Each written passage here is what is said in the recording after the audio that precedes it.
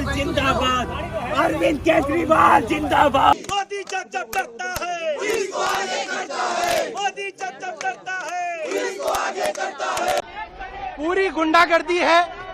अरविंद केजरीवाल जी के घर वालों को हाउस अरेस्ट किया हुआ है।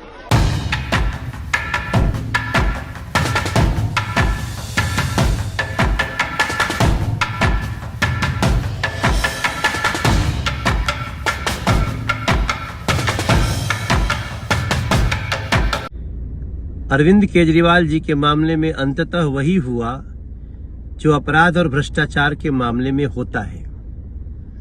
भ्रष्टाचारी अपराधी चाहे कितनी भी चालाकियां कर ले, वो कानून के शिकंजे में आता ही आता है।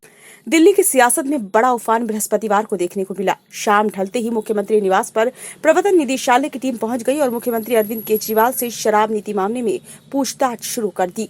रात होते ही उन्हें गिरफ्तार कर लिया गया। शराब घोटाले में आम आदमी पार्टी के दो बड़े नेता मनीष सिसोदिया और संजय सिंह पहले ही जेल जा चुके हैं।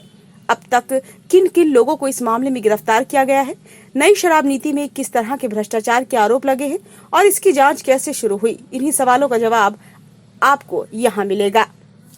17 नवंबर 2021 को दिल्ली सरकार ने राज्य में नई शराब नीति लागू की। इसके तहत राजधानी में 32 जोन बनाए गए और हर जोन में ज्यादा से ज्यादा 27 दुकानें खुलनी थी। इस तरह से कुल मिलाकर 849 दुकानें खुलनी थी। नई शराब नीति में दिल्ली को सभी शराब की दुकानों को प्राइवेट कर दिया गया। इसके पहले दिल्ली में शराब की 60% दुकानें सरकारी और 40% प्राइवेट थी। नई नीति लागू होने के बाद 100% प्राइवेट हो गई। सरकार ने तर्क दिया था कि इससे 3,500 करोड़ रुपए का फायदा होगा।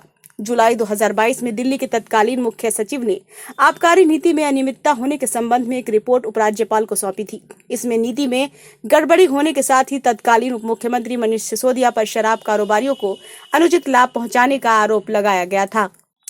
इस रिपोर्ट के आधार पर उपराज्यपाल ने नई आबकारी नीति 2021-22 के क्रियान्वयन में नियमों के उल्लंघन और प्रक्रियात्मक खामियों का हवाला देकर 22 जुलाई 22 को सीबीआई जांच की सिफारिश की थी। इस पर सीबीआई ने सिसोदिया समेत 15 के खिलाफ एफआईआर दर्ज की थी। इस आधार पर ईडी ने मनी लॉन्ड्रिंग का मामला दर्ज किया था।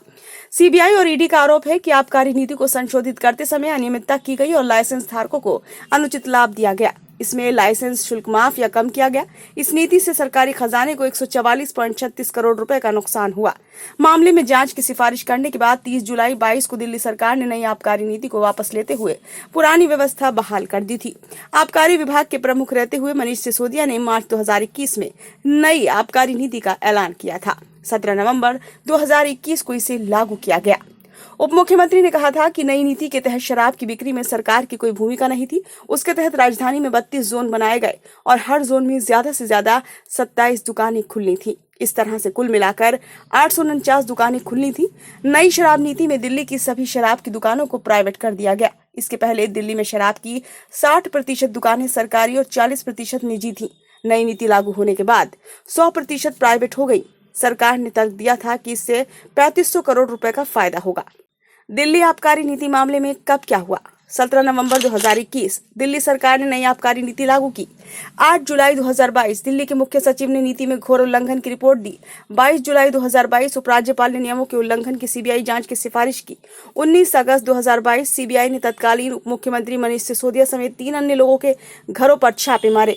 22 अगस्त 2022 प्रवर्तन निदेशालय ने आबकारी नीति पर मनी लॉन्ड्रिंग का मामला दर्ज किया। सितंबर 2022 आम आदमी पार्टी के संचार प्रमुख विजय नायर को सीबीआई ने गिरफ्तार किया। मार्च 2023 प्रवर्तन निदेशालय ने तत्कालीन उप मुख्यमंत्री मनीष सिसोदिया को गिरफ्तार किया। अक्टूबर 2023 आप नेता संजय सिंह को प्रवर्तन निदेशालय ने गिरफ्तार किया। अक्टूबर 2023 ईडी ने दिल्ली के मुख्यमंत्री अरविंद केजरीवाल को पहला समन भेजा। 16 मार्च 2024 भारत राष्ट्र समिति की नेता के कविता को ईडी ने गिरफ्तार किया। 21 मार्च 2024 दिल्ली आबकारी नीति मामले में केजरीवाल बृहस्पतिवार को 9वीं बार ईडी के समन में शामिल नहीं हुए। कुछ घंटों बाद हाईकोर्ट ने उन्हें गिरफ्तारी से सुरक्षा देने से इनकार कर दिया। ब्यूरो रिपोर्ट, नई दिल्ली।